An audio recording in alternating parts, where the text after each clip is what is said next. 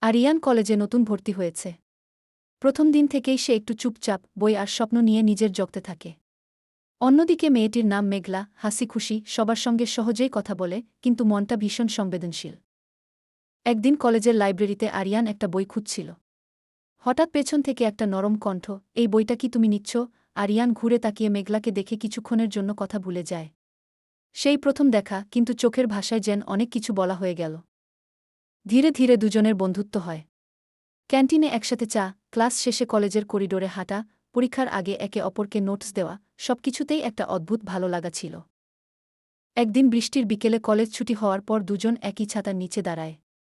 মেঘলা হেসে বলে, জানো, কলেজটা আমার তখনই ভালো লাগে যখন তুমি পাশে থাকো। আরিয়ান একটু নার্ভাস হয়ে বলল, আমারও।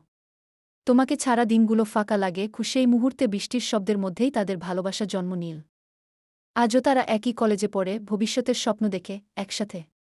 কলেজের সেই প্রথম প্রেম, যা সাদাসিধে কিন্তু ভীষণ গভীর।